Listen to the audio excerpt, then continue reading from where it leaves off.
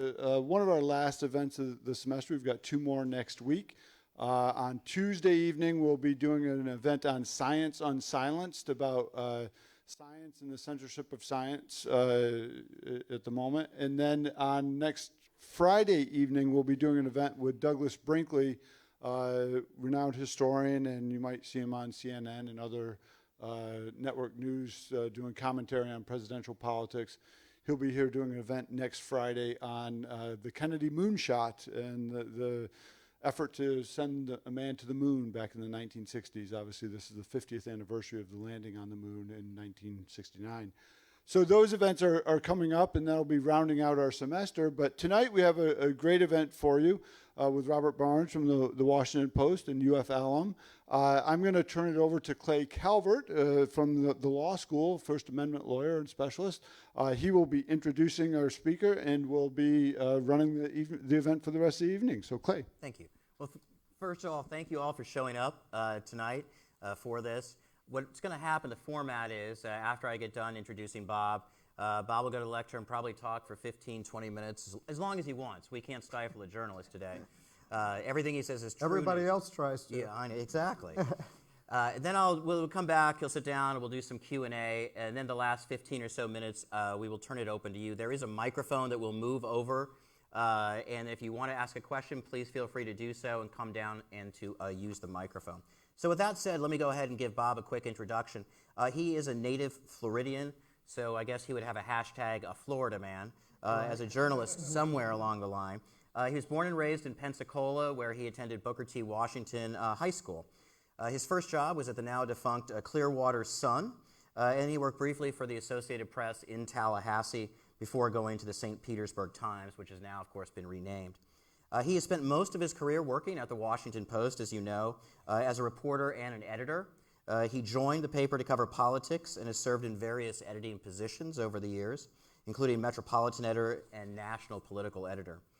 He's covered the Supreme Court since November of 2006 with a brief break to cover the conclusion of the 2008 presidential election. So he's covered so far, and this is pretty impressive, the Supreme Court nominations of Sonia Sotomayor, Elena Kagan, Neil Gorsuch, and now Brett Kavanaugh. So he's had all those confirmation hearings that he's covered. This is kind of interesting. He actually gave up his law school plan for a life in newspapers after taking one of Gene Chance's journalism classes here at the University of Florida. And as he says, it did not occur to him, as apparently did to others, that he could have actually done both. But he turned out to be quite a success regardless of not going to law school. So at this point, I will turn it over to Bob. Great.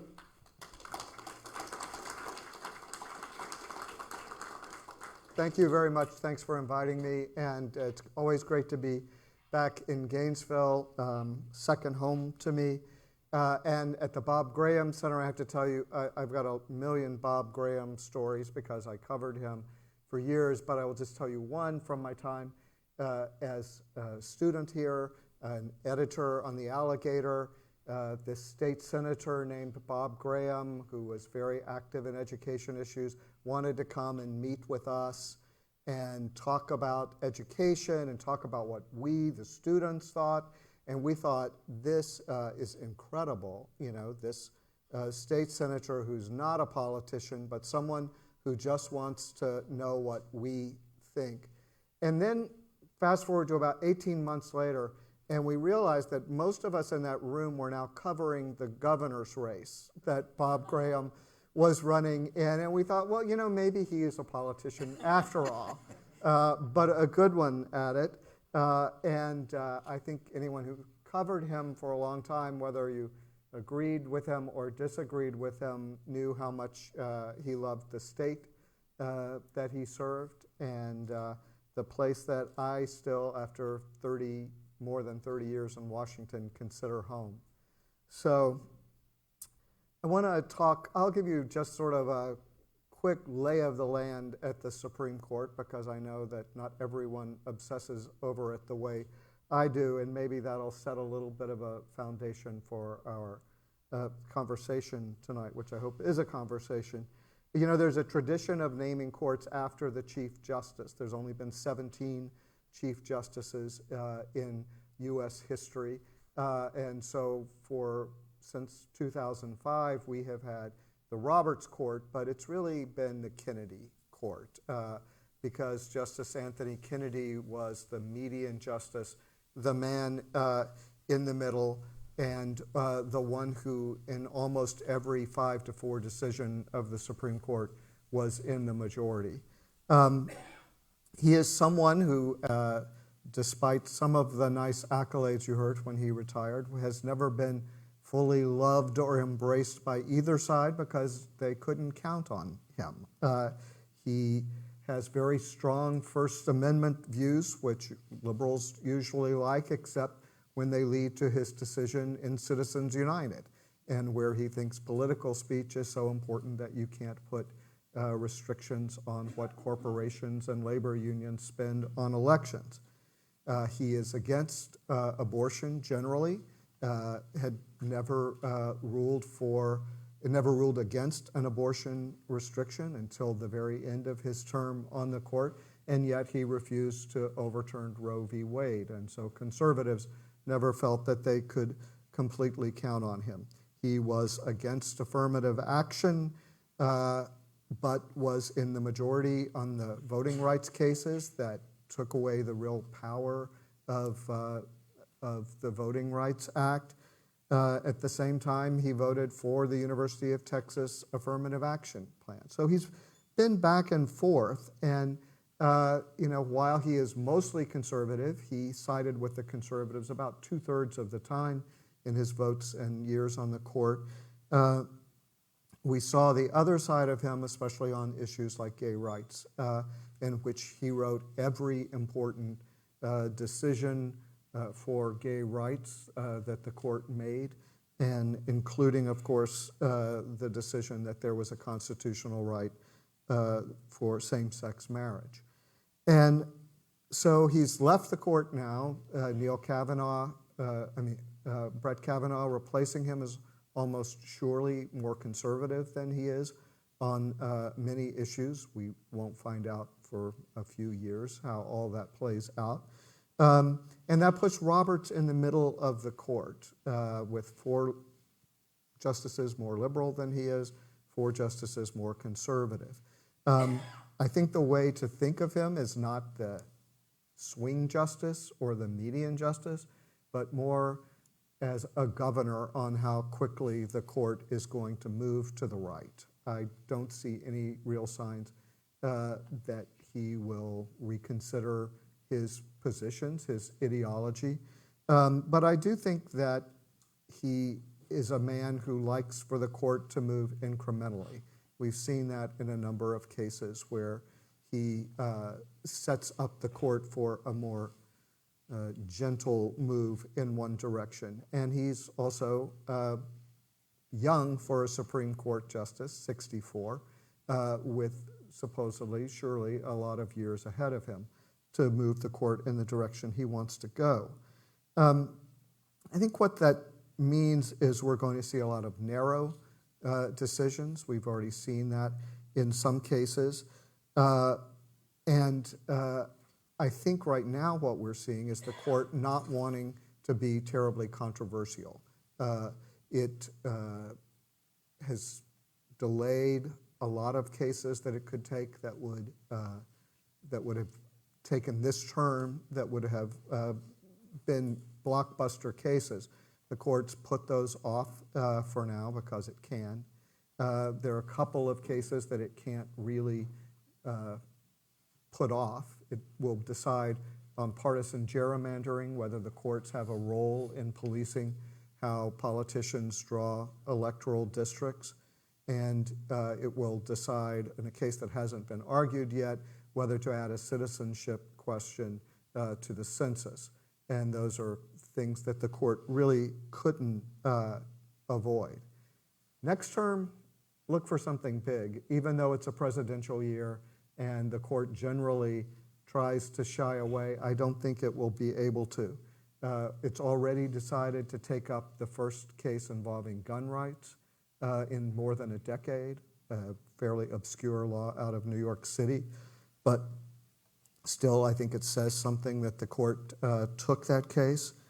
There are states all across the country that are passing test case laws on abortion and restricting abortion. I think it's inevitable that the court will have to do that.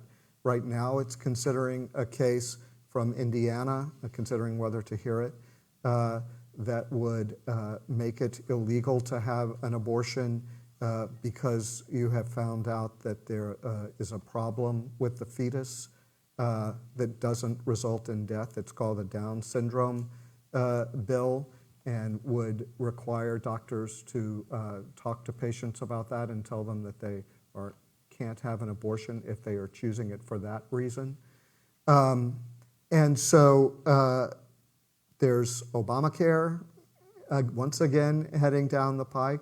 There is DACA, the deferred deportation of children who were brought to this country by their parents and are undocumented.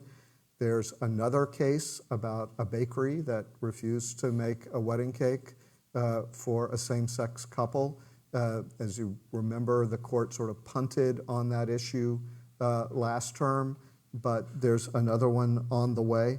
And the court right now is considering whether to take a number of cases that ask whether federal workplace protections that cover now gender and race also cover sexual orientation or transgender individuals.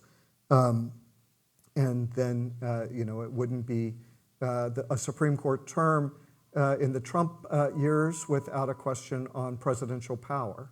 And so I think a number of these investigations that we see starting are going to end up with the Supreme Court having to weigh in at some point. So it's a little quiet right now at the court. I don't think that's going to last for very long.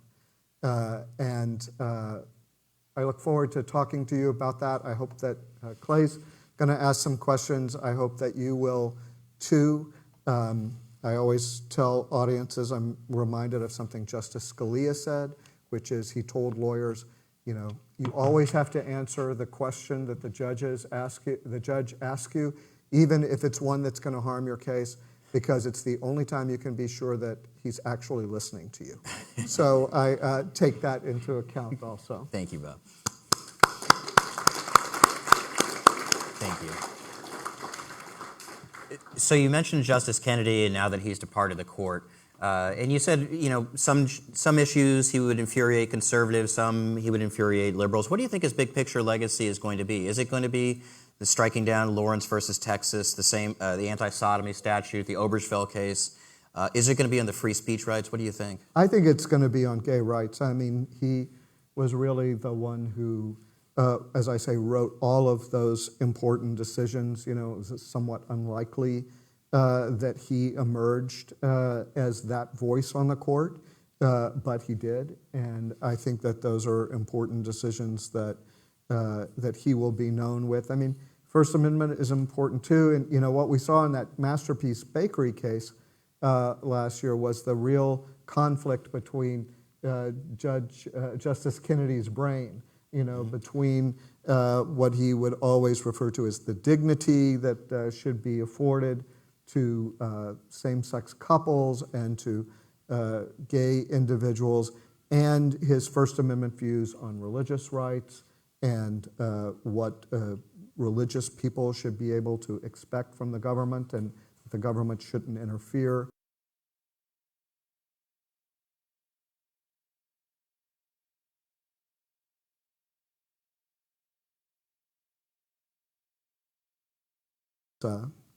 One of the comments by the commission that found against the baker was motivated by religious bias, and so they sent the case back.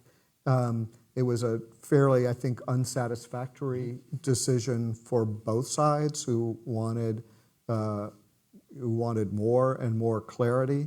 But as I say, there are going to be lots of those cases coming, so I think we'll see it. There's another wedding cake case. There is a florist who, and these are all in states, I should say, in which the state itself has protected individuals' sexual orientation and said that they can't be discriminated against. So it's not a federal law. This is an individual state, public accommodation law where these challenges are being brought.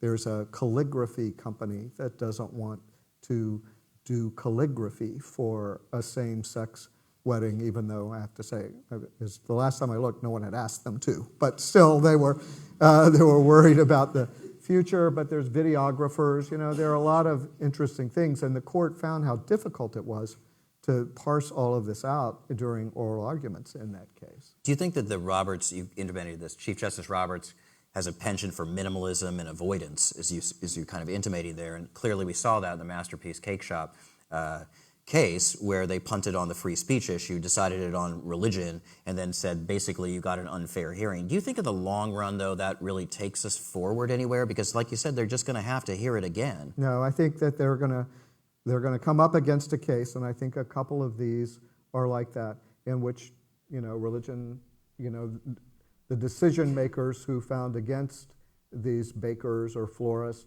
it was had nothing to do with religion, or they certainly didn't say it was about religion, and so they're going to be faced with the real decision about, does someone's religious rights trump the general applicable law to everyone to not discriminate. And you mentioned on the abortion cases, the last one, the Hellerstedt case, which was the Texas one, where Kennedy actually did cross over and join with the 3 liberals at the time, because I think it was 4 that they had clustered, or 5-3 was how it came out, because 8 justices on the court at the time.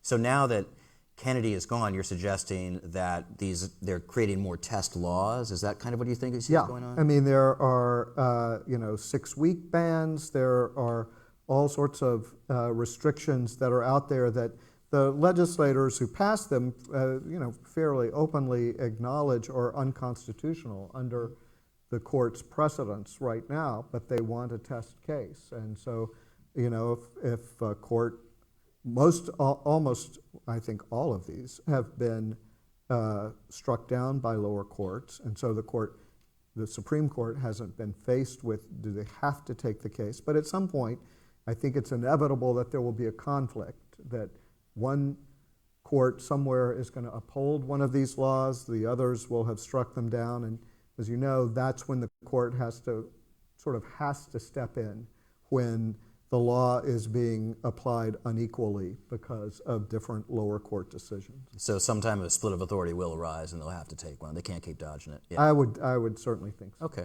Let's talk about some of the confirmation hearings. As I mentioned, you've covered multiple confirmation hearings. Do you think confirmation hearings today are really useful? We often hear them referred to as a kabuki dance or a charade. Are they really useful or viable today anymore? Is it just playing to Republican side, Democrat side, and TV? Well, if you would ask the justices, they would certainly say that it's gotten terrible. Some of them had easy ones and some of them had hard ones, but we're certainly seeing a pattern that most people are thinking the most recent one is the worst one, and so each time they're being topped. I don't know the answer to that, because I think that there is some sort of role. There's certainly a role for the Senate. They have to confirm or reject this nominee. They can't, completely punt on it. I think that the public wants to see, someone who's about to be put in a lifelong position of incredible power. What would be better maybe is if you got the senators out of the questioning, and somebody else would be doing it. But I don't tell the Senate what to do, and I don't know the complete right answer there. But I do think that you see more and more that whichever side is in power is just trying to get it over with and protect the nominee, and the party that's not in power is on the attack, and that neither side are really listening for what the answers are to those questions. And to kind of follow up on that, do you believe the court, after the Kavanaugh hearings, really has lost a sense of legitimacy in the public's eyes? And you mentioned going back in time. The hearings for Justice Thomas, that was 1991, so more than a quarter century ago, and that was really bruising too. So, do you think we really have lost after Kavanaugh, or did it start back in when Ginsburg and Bork didn't make it on the court, and Yeah. then Thomas? I think it probably started, before this one, but I don't know that it has cost the court. I do think what has really cost the court is that, for the first time in probably 50 years, maybe longer than that, we have a court that's split ideologically, but also split partisan. And so all the conservative justices were nominated by Republican presidents. All the liberals were nominated by Democratic presidents. And you think, well, that makes sense. Of course, that's the way it happens. But that's not the way it's always happened with the Supreme Court. There have always been justices like Souter or John Paul Stevens on the Republican side who were considered liberal at least in the middle or go back and forth. The Democrats haven't had as many chances to nominate Supreme Court justices in the last 100 years or so. But before there was Byron White, who was more conservative than many of the other justices and nominated by a Democrat. And so, what we have is that those ideological splits mirror the partisan splits. And I think that looks bad for the court, and it's something that the court itself is very worried about. Now, I mentioned the Justice Thomas hearings back with Anita Hill in 1991 when that was going on. Now, he actually now is the longest serving justice on the Supreme Court, appointed by George Herbert Walker Bush. And he's 70 years old. There was a rumor, I think, wasn't there recently, that he might retire, and then he kind of quashed that at Pepperdine in his speech? Well, listen, this is what happens, if you're the senior person and your party is in power, somebody's going to start a rumor that it's time for you to retire so that the president can appoint a younger person. It certainly happened with Justice Ginsburg very openly. She didn't do it, and perhaps she made a miscalculation. But she stayed on. And now we've seen it with Justice Thomas, that maybe he wants to leave so that, President Trump can nominate someone younger who be there longer. Well, Thomas said at Pepperdine just recently, I'm not retiring, flatly. So, if he retires at the end of the term and I don't have a story ready, it's his fault because I believed him. But I do think that that's the case. And one more question on Justice Thomas. He's famous for not speaking up and asking questions during an oral argument, although one time this term he asked a question, and then about 10 years ago he asked a question. What are his reasons for that, or what do you understand them to be for kind of remaining silent during oral? Well, what he says is that there are already enough questions asked by the justices, and it's hard to argue with him on that point, and that this should be the lawyers' time for presenting their case. Now, I don't really agree with him on that. I think it's the time for the justices to challenge the lawyers on their case because the justices have already read the briefs. They know the arguments. Their time is to be asking, why is this and why is this wrong, and probing.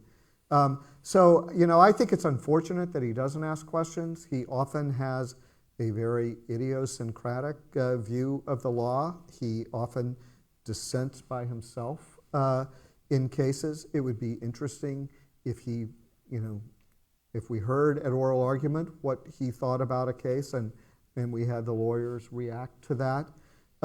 But, it is true. It's what we call a hot bench. They ask a lot of questions. They interrupt each other. They get mad at each other because one's asking too many questions. The lawyers truly sometimes don't get a word out before they get asked a question. And so, in that way, it's hard to argue with him that, there aren't enough questions already being asked.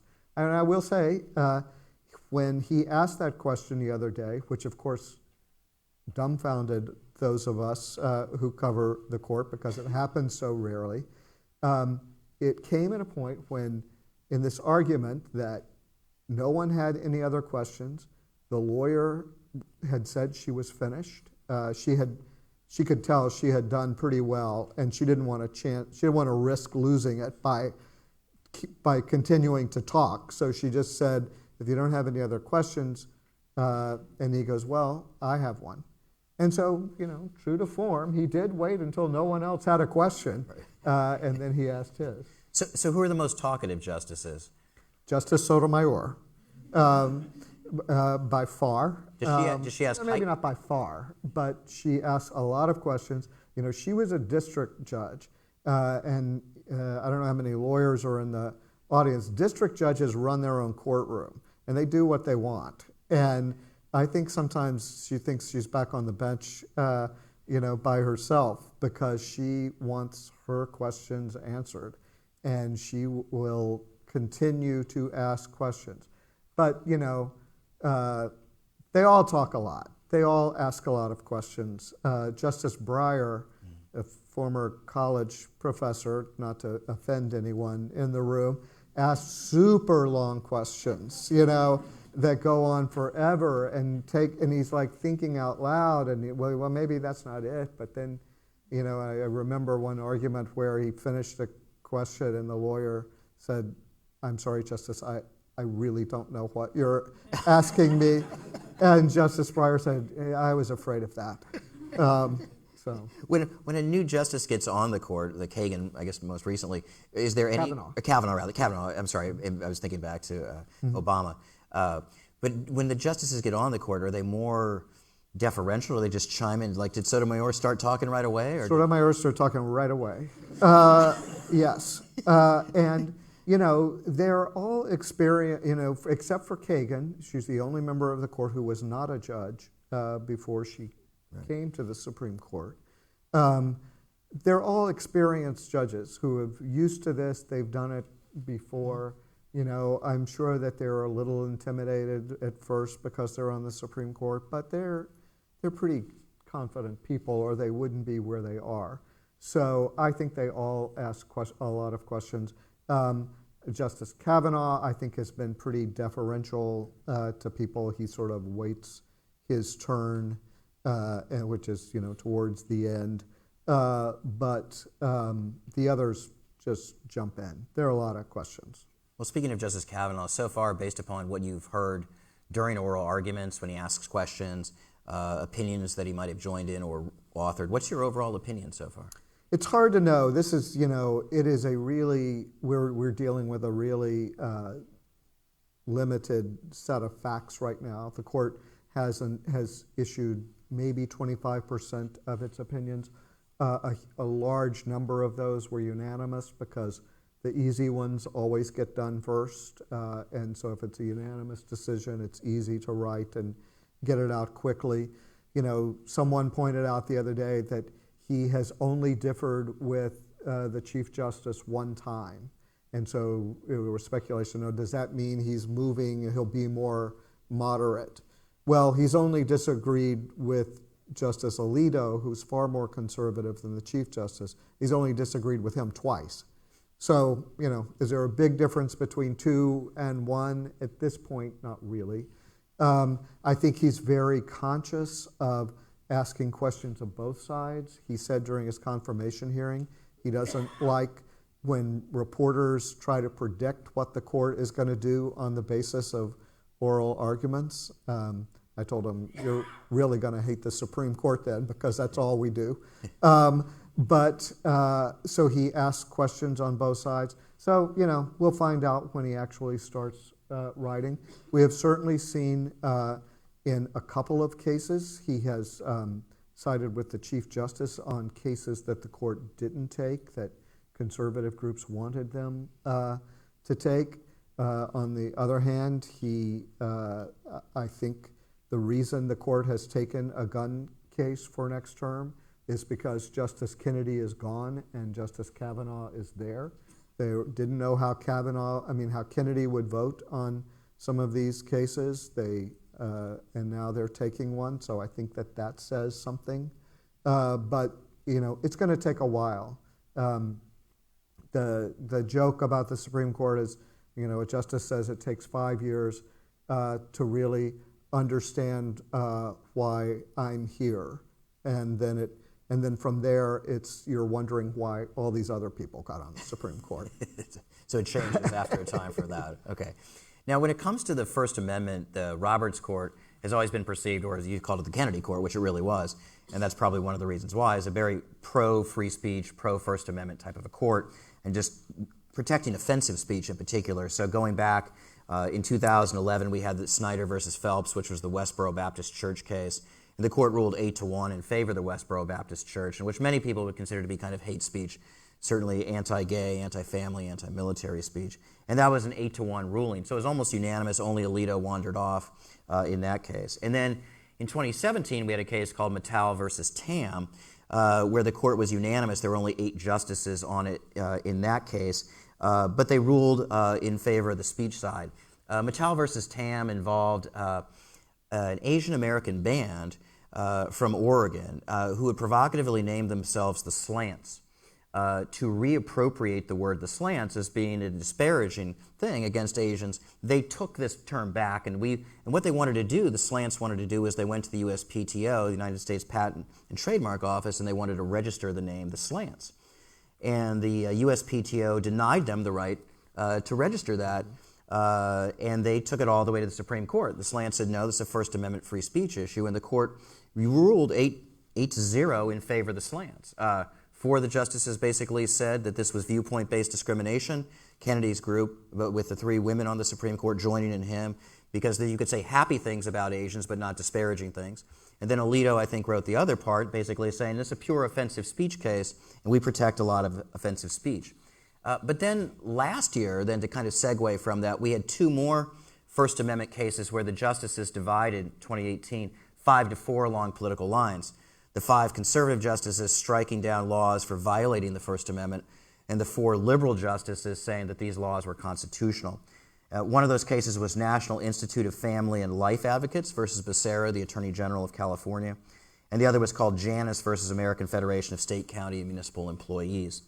So in the Becerra case, it involved a California statute that compelled so-called crisis pregnancy centers to reveal to women when they entered a crisis pregnancy center that was licensed, the fact that California would supply free or low-cost abortions if they could not afford them. And the licensed crisis pregnancy centers, which are all anti-abortion, pro-life facilities, objected to that, saying we should not be compelled to say this message that California wants us to, because it would dilute our message. We're telling women that, hey, you can get a free or low-cost abortion. And it split 5-4, not surprisingly. The 4 liberal justices saying this was perfectly okay, California has a right to enrich the marketplace of ideas. And the 5 conservative justices, nope, there's a right not to be compelled to speak, just like there's a right to speak, there's a right not to be compelled. And then they also split the same way, 5-4, the conservative justice striking down in the Janus case, which was the Illinois statute that said even if you're a non-union member, and Mark Janus, the plaintiff, was a non-union member, he's still represented, he's a public sector, a government employee for the SCME, that he had to be compelled to pay what they call agency fees, that portion of the union dues that would go solely for collective bargaining activities. And the conservative justices struck that down. And the liberal justices were very upset, and I believe it was Justice Kagan who wrote the dissent, and she accused the conservative justices of, quote, weaponizing the First Amendment. And Breyer wrote a very similar dissent in the California, the Becerra case, accusing basically the conservative justices of using the First Amendment as kind of this weapon to strike down what Breyer referred to as ordinary or workaday economic and social legislation. So what are they talking about in this case? Are we going to see more friction on free speech now that Kennedy's not there, or what's happening? Well, I think we'll see a lot. That was kind of a Justice Breyer question. Did you guys get that? I didn't have the hypothetical. I should have done it. You know, I mean, what it is, as you know better than anybody, the First Amendment says a lot of things, and it covers a lot of ground. It covers the press, it covers free speech, it covers association and assembly, it covers religion. And so we talk about the First Amendment, and we could mean a lot of very different things. And so the conservative justices, particularly concerned about political speech and restrictions on political speech, which also translates into campaign finance cases. It translates into these union cases that you talked about, and very concerned about religious freedom and whether someone's, genuinely felt religious beliefs are being harmed by some sort of government requirement, like providing contraceptives that they think are equivalent to abortion. And so you see a real split. I mean, the easy ones for the court, I think, are the sort of offensive speech cases, and I think there you see a collective, you've got 8 justices who all think that the government can't sort of pick and choose what kind of speech it's going to allow. And I think you find it there, but then they really splinter on all of these other parts of the First Amendment. And I think it's the coming long-term controversy for the court. Okay. That they're going to have to work out in a number of ways. I'll say to you, one of the things I like to do as a reporter, and I'm lucky and grateful for my employer likes it too, I go to a lot of places where these cases come from. So I went not only to watch the Slants record one of their records, which sounds more exciting than it is, and I went to a worship service of the Westboro Baptist Church, this group that says really awful things about a lot of people. And it was fascinating in both sides. And one of the reasons I consider myself so lucky as a reporter is that I get to see some of these things firsthand for myself. And both of those were fascinating. And the follow-up case to the disparaging comments that the Slants brought will be argued Monday. And this is about whether you can register trademarks that are, quote, immoral or scandalous. And it is brought by someone who has started a line of clothing called Fucked, F-U-C-T. And he has been denied his trademark. And so the briefs are like filled with like more profanity than, a fraternity party. Or a Lenny Bruce show. And right? I told my editor, I said, I'm going to have a lot of fun writing this story, and you're going to have a hell of a time editing it. So do you think they'll strike it down?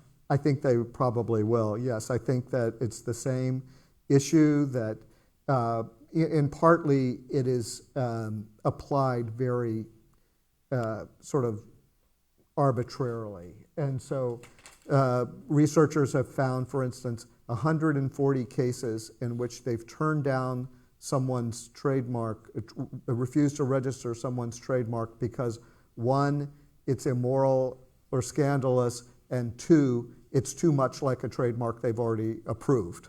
So, okay, both of those can't be right. And so I think that the government's going to have a very hard time. And so just to follow up on something on that, so they'll hear oral argument next week, you said? Is that Monday. Right? Monday.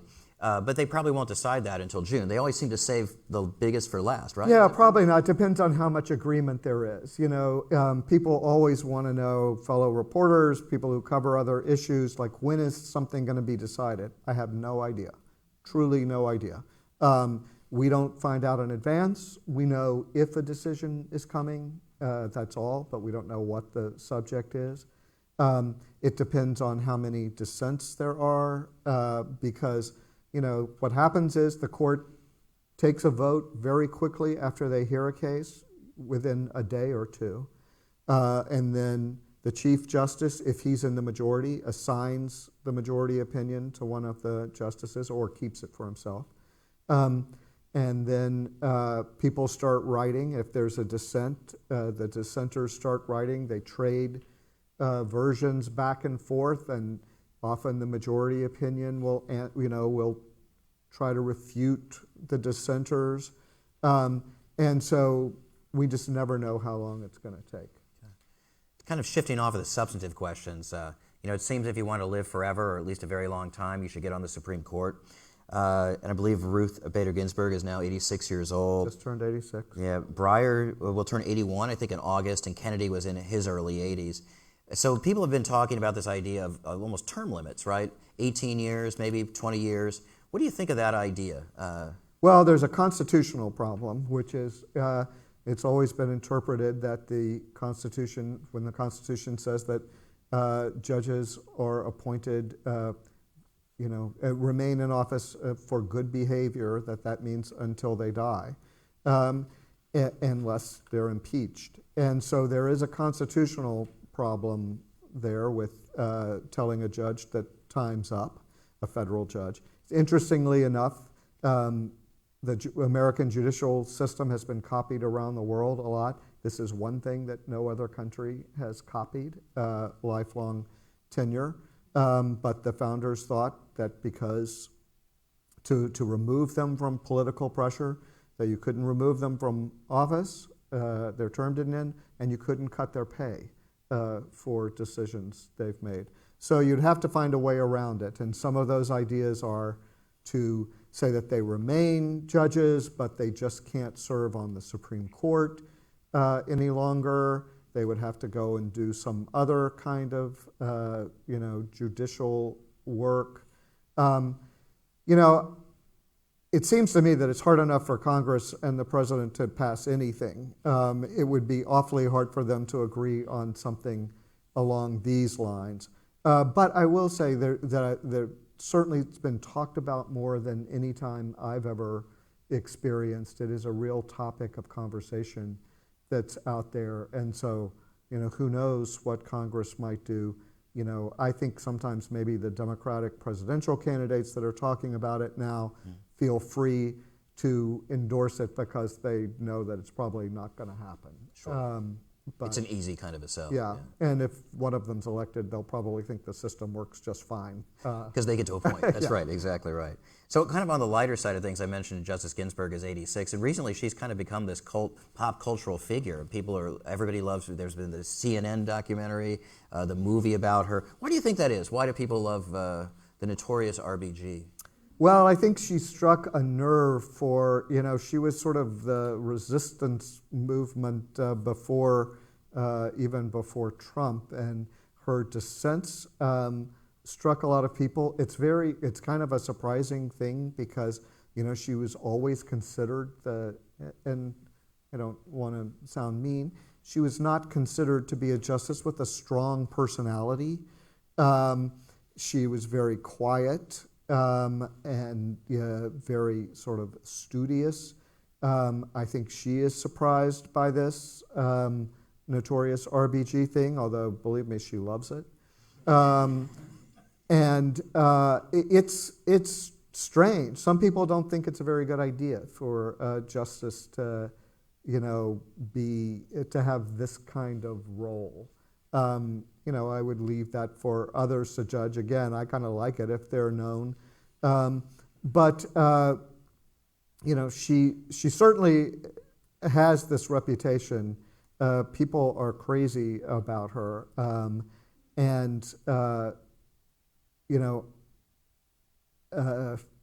don't see any. Sotomayor is a little bit like that as well, in that she gives a lot of inspirational speeches. She is seen as kind of the people's justice because of her humble beginnings. And she talks, when she gives a speech, a lot of the speech is not about law, but it's about that, and that anyone can sort of achieve if they work hard. Justice Thomas has that a little bit on the right because of his humble upbringing. And so, they each have a little bit of a niche, but certainly by far RBG is the thing. We've talked about her and some of the health issues that she had. She seems to be doing okay now. But you mentioned something rather disturbing, this hashtag that people were using, right? Where's Ruth? I had a very odd thing happen, which is after she broke her ribs, which turned out to be a fall in her chambers in November, which turned out to be very lucky for her because it was then that they found these two tiny malignancies in her lung. And she had part of her lung removed almost immediately. Very serious surgery. They didn't find that the cancer had spread, and so that was the end of the treatment, but it's a very long recovery. So she had never missed, even with her other health problems, a day of the Supreme Court oral arguments, but she missed the January oral arguments. She had surgery in late December. She missed the ones in January, and this whole sort of cottage industry of Where's Ruth sprung up. And, you know, even though the court said that she was working from home and listening in and continuing to work, she just wasn't going to be on the bench. But a lot of things happen. You know, a lot of Where's Ruth? Is she in a coma? Is she dead? You know, it was dark web stuff. And I went to an event where I thought she was going to be at after January. It was maybe in early February, because it was about her. Her daughter-in-law was going to be there. Her son was going to be there. I figured she would too, and so did some other reporters. And indeed, she did show up for it. And I wrote a story saying that Justice Ginsburg made her first public appearance after surgery, that was low-key. She didn't speak, but she was there. And almost immediately, there was a backlash on the web that said I had made up the story. And that others who had said that were making up the story, and that it was all a lie to protect Justice Ginsburg. And because we would have taken a picture, there would have been a picture, if not. And anyway, it was a very odd thing, because I've had lots of people not like what I've written or challenge it, but I've never had someone say that I lied about something. And but it continued for quite some time, with people calling me saying, have I retracted this story yet? Will I admit that it was wrong? And our website even wrote a story about it and the other reporters who were getting these calls. And so it was a very strange and unusual, and, you know, in the end, I know that a lot of people don't trust the media, and that's disheartening to me as a member of the media. But I've never had anyone say that I've made up something, and so it was a weird thing to go through. I did ask one caller if, you know, why she thought the conservative justices were in on this, and why they wouldn't blow the whistle on the fact that Ginsburg was dead. And she said that she hadn't really thought about that, but she was sure there was a reason. So a really good reason. A really good reason. A really good reason. Let me just ask about two questions about reporting, and what you do when you report on the court, actually, and then we'll turn it over to questions from the audience. Okay. So tell us a little bit about what it's like on a day when the court actually drops or releases its opinions, and then you've got to get a story out there really quickly. How do you go about it? I mean, opinions can be lengthy. They can have concurring opinions, dissenting opinions. There's the majority opinion. Mm-hmm. How do you tackle that so fast, and what's the timetable like? And if there are two or three that drop on the same day, how do you sort it out? Well, that's the worst. But there's a lot of preparation that goes into this. I write a lot of what in journalism world we call B matter, which means the facts of the case that led us to this point, and none of that information changes no matter what the decision was. It's just what the court was deciding, what the lower courts had decided, what the case was about, who the people involved are. All of that remains there, and then you put a quick top on it. But, you know, people want things right away, and they also want it to be updated right away. I mean, all of you, I'm not blaming you, I do it too. It's like you keep looking at your phone. It's like, why hasn't this changed? Why isn't there more information about it? And so I do a very quick story that says what the decision was. It's very easy to know what the decision, you know, which way the who case, won, who lost. Who Yeah. won, who lost. Yeah. It takes a while longer to figure out the court's reasoning. You know, you learn little tricks when you're writing a story. When a justice writes an opinion, they I found they like to do a kind of pithy, sometimes summation at the end of section breaks. So I look at the end of the section breaks to see if there's going to be a quote that's going to explain to people what it's about. I always look at the dissent to see why it's 5-4 or 6-3, what the other side thought, so I can try to get that out there. And, you know, I will have to tell you, with some justices, it's easier than others. Some justices write for the public. Some justices consider their job to be writing for the judges who are going to have to carry out what this Supreme Court ruling means. Those who are writing for the judges, it's a little tougher for me to take that and turn it into, you know, something for a general readership. The Chief Justice, John Roberts, when he's asked about this, says that he writes for his sisters, neither of whom are lawyers, but are intelligent people with busy lives who you know, want to know about civic life, but they also aren't students of the Supreme Court. And so he says he tries to make his opinions accessible to people like that. And I think he does a good job. He's a very good writer. So I want to ask, who are the worst writers in your opinion? Yeah, don't do that. No. Who do you think are the better 2 or 3 that you would say? I think Roberts is very good. I think almost everyone would agree that Kagan is a really good writer. And she also, you know, her background is as a law professor. She says that when she thinks about it, she's like thinking about, if I was teaching this class, what could I say that would make students say, oh, I get it now. You know, that example works for me. And so she's very good at doing that in opinions. I will tell you, I think all of the justices are really good writers in that you see it in their dissents. When they're writing a dissent and they're kind of pissed off about something, they're very good, and they only have to write for themselves. You know, so they don't have to, you know, when you're writing a majority opinion, you have to make sure at least 4 other justices agree with what you're writing, and so that naturally hems you in a little bit, and yeah, I'll join your opinion if you say this, and I'll, you know, and I won't write separately if you put this in or if you take this out. But when they're writing a dissent, no one has to join them, and they can just say whatever they want to.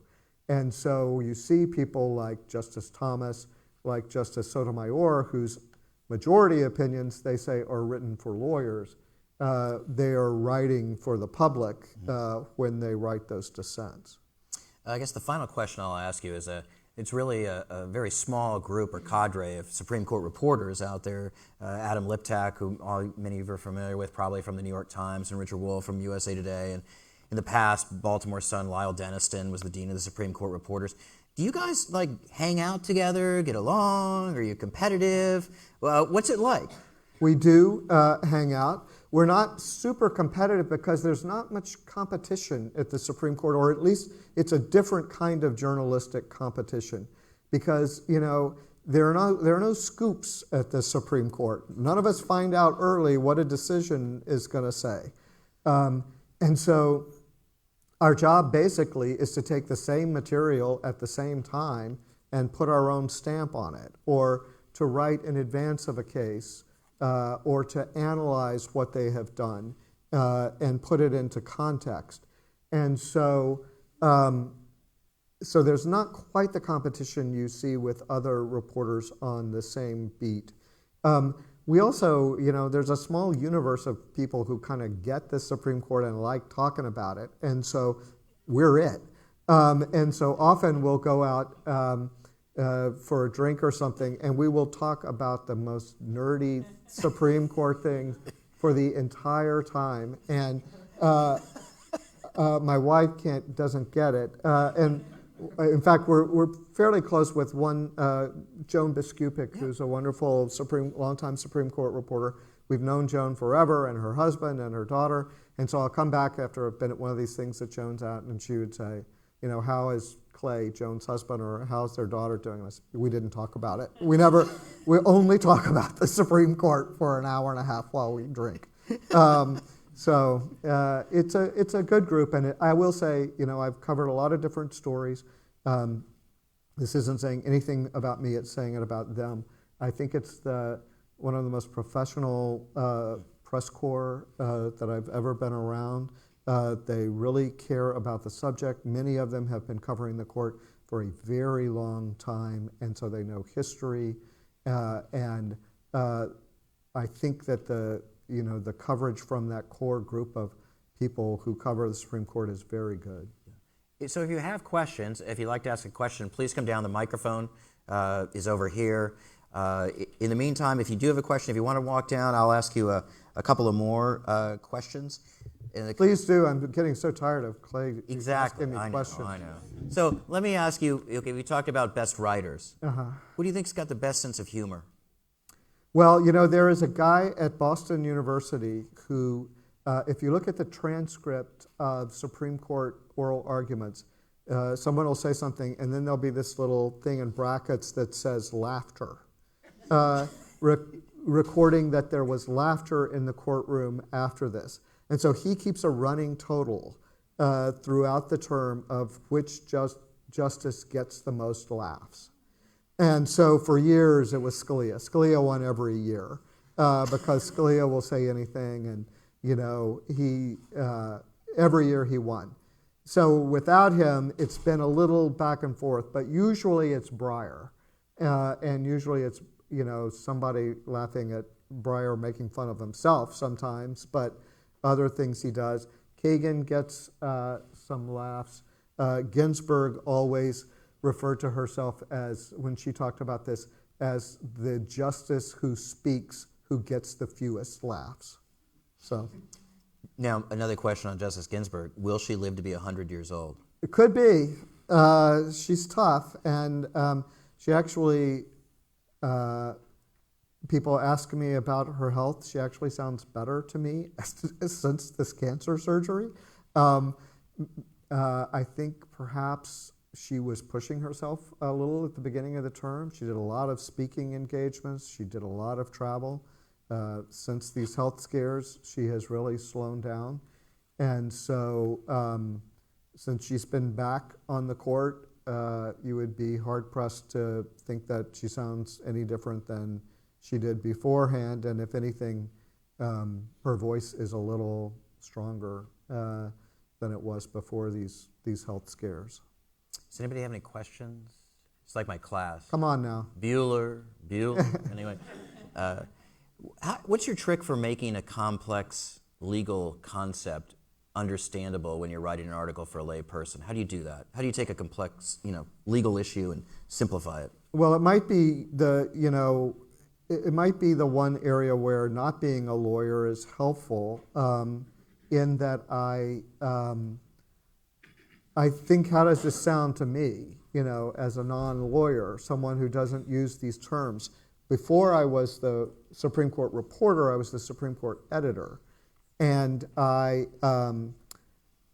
forbid my Supreme Court reporter from using habeas in her stories unless she explained it. And she thought this was the most ridiculous thing she'd ever heard, and there's no way she could write a story because the court hears habeas cases all the time. And I said, just say what it means. Don't use the word.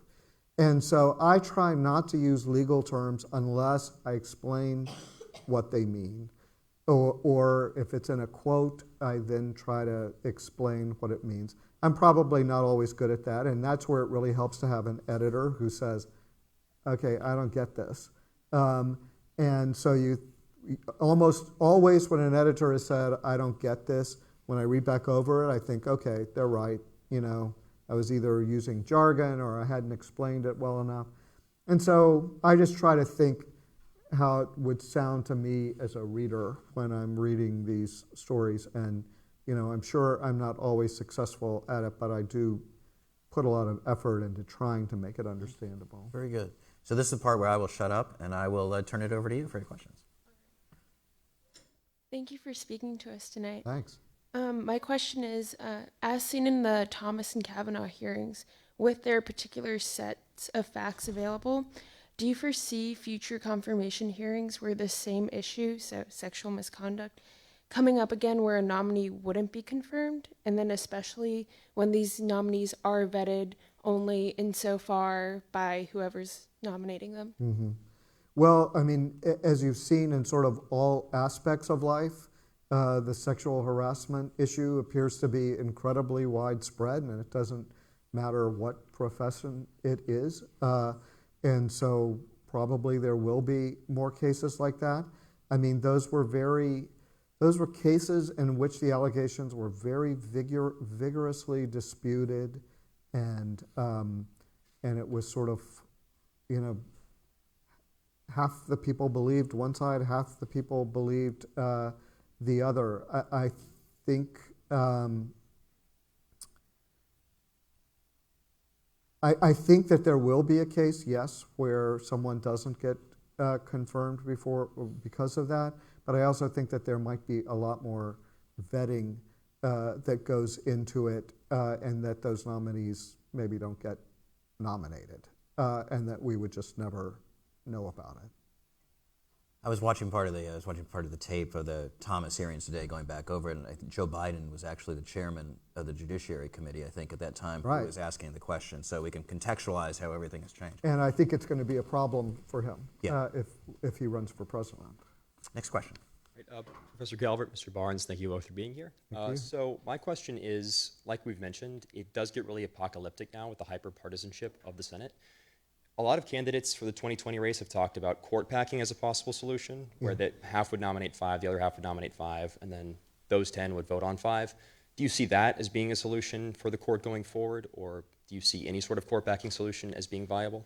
I don't see how you get around the Constitution in that case, because the Constitution, I mean, the Supreme Court justices have to be nominated by the president and confirmed by the Senate, and so I think it would take an awful lot to get that passed. And if it's hard to get the legislation through Congress, it's extremely hard to get an amendment ratified. And so, I think all of these are sort of interesting ideas, but I just, with the way Congress moves now, who could say that they would agree on anything? Now I think Senator Rubio wants a constitutional amendment that would say that the court has to be 9 people. The court doesn't have to be 9 people. In the past, it's been fewer than 9, and at one point it was 10. But for the last 100 years or more, it's been 9 people. And I think court packing and changing the court is something that sounds good, but I think it would be awfully hard to get accomplished. Maybe I'm wrong, because I don't cover the political branches, I just cover this one, but it would seem awfully tough to me. Thank you. Thank you. Next question. Hi. Thank you both very much for putting on this event. A few times tonight, Justice Scalia has come up, and when he was on the bench, he was a very big critic of Chevron and Chevron deference. Now, past the confirmations of Justice Gorsuch and Justice Kavanaugh, are we going to see an end or a curtailing to Chevron, or is it going to be here to stick around? Okay. And in my role as reporter trying to explain legal terms, I'll try to explain for you Chevron, which means that when a law is ambiguous, that judges are to accept or to defer to an agency's interpretation of what the law is supposed to be. And the court has used this for years, but it has become an issue, especially on the right, that this is giving too much power to bureaucrats. It allows people who weren't elected to set the rules of engagement and to, in fact, sort of write the law. And so we know that there are at least 2 or 3 very strong critics of Chevron. Of course, it takes 5 to make a difference. I think this is going to be one of those where you see it curtailed rather than completely done away with. Maybe I'm wrong about that, but there's a different kind of deference, and that one is about agencies interpreting their own regulations, the regulations that they put out. The court just heard a case about that. And you saw a real pushback by some on the court to getting rid of it, but a sort of willingness to think about how do you trim it in? Do you make, is there some way to take away some of that power, but not all of it? And I think that's what we're going to see more. Thank you very much. Sure. We'll take the three people who are in line, and then we'll wrap it up after that. So fire away. Hi, thanks for being here. I just had a question about being a member of the press in a era and a presidency and administration that's been very critical and has espoused a lot of beliefs about not believing the press, not trusting the press. As a member of the press, how do you feel about this? What do you feel that there are going to be negative lasting impacts from it? Can we expect to see presidents continue this precedent of attacking the press in such a vigorous way? As a member of the press, how do you feel being so attacked? Well, it's not fun. I guess it's not fun being called an enemy of the people. I don't feel like I am. But, no president likes reporters who cover him. And, President Trump at least engages with us. He talks to our reporters. President Obama, I think I'm right on this, never gave a formal interview with the Washington Post in his 8 years in office. And so it's not a completely new thing. The depth of it is new, and the idea of their lying is new. It goes beyond they're biased to they're making stuff up. And I think that's the part that certainly has me worried, as I told you in the sort of Ginsburg anecdote about that, and bothers me. But, I will also say that there has been a lot of nice things that came out of it. I sent an email, I thought, to my vet the other day asking a question about my dog, and I had mistyped it, and I got an email back from someone who said, I don't think that this email was intended for me. I wanted you to know that it didn't reach the person you intended it to, but if I'm reading your email address right and you work for the Washington Post, I just want to tell you thanks for what you do. And, I haven't gotten many of those. And that's something else that has come with this, is a bit of support from people, too. And so that's nice. Our editor, Marty Barron, says, we're not at war with the president, we're at work. And that this is what the press does. It challenges whatever administration is in power. And so, I hope that people would take that. Thank you. Thank you. Thank you very much. Good afternoon, and thank you for being here. Thank you. In the recent decision in Garza v. Ohio, Garza v. Idaho, I hope I'm pronouncing it correctly, Clarence Thomas wrote a dissent where he appeared to be suggesting that the reasoning behind the majority opinion in Gideon v. Wainwright was seriously flawed, and some have expressed a lot of concern about what this might mean. So I wanted to ask, what do you think? What do the people among the press think this may herald? Is this, the beginning of the end for Gideon v. Wainwright with the conservative court, or is he just, off the deep end here? Well, Gideon, for those who might not remember, is about lawyers being provided for indigent suspects. And, I think there are a couple of things. One, as I mentioned, Justice Thomas was idiosyncratic sometimes. He thinks differently. He is very much, he said in that dissent that he thinks states can take care of this, that there doesn't have to be a federal, national rule on these things. That's in line with what he thinks on a lot of issues, that states, that the federal government is too big and too imposing, the states can take care of it. But, I guess what I'd point out even more than that is no one joined him in that opinion. And so Sometimes justices write things because they think this is the right thing and it will build momentum at some point, and maybe that's one of those cases. But I thought, telling in that was that no other justice joined him in that.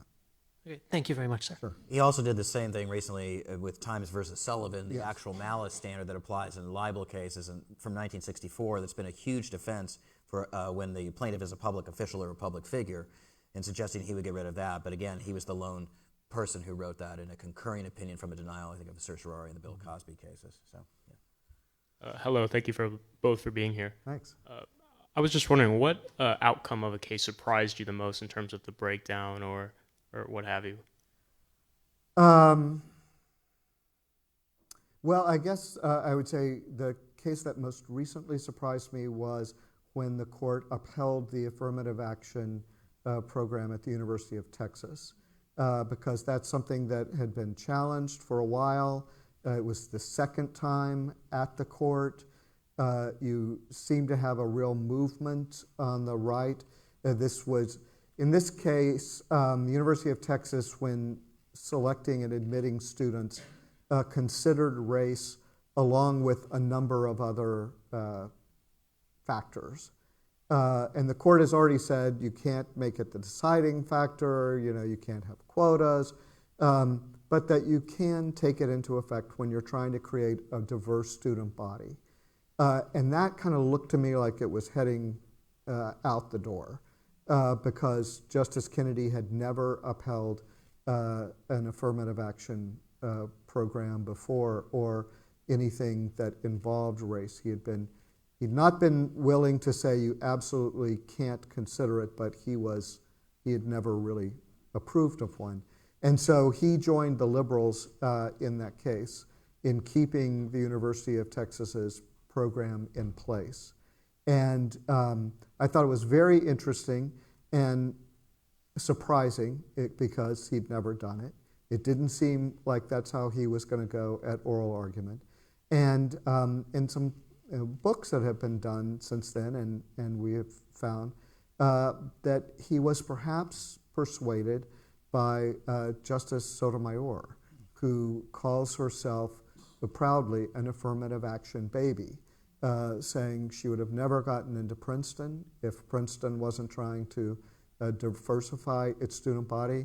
She would have never gotten into Yale Law School if Yale hadn't had a similar program. But she proved herself at both places, becoming winning some top student prize at Princeton, being on the Yale Law Review, and her argument was this helps people get in the door. And show what they can do.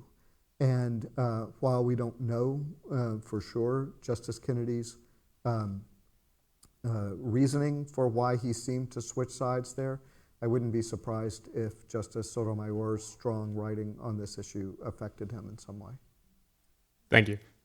Well, thank you all for coming out tonight. I really appreciate it. And let's give Bob Barnes a good round of applause. Thank you.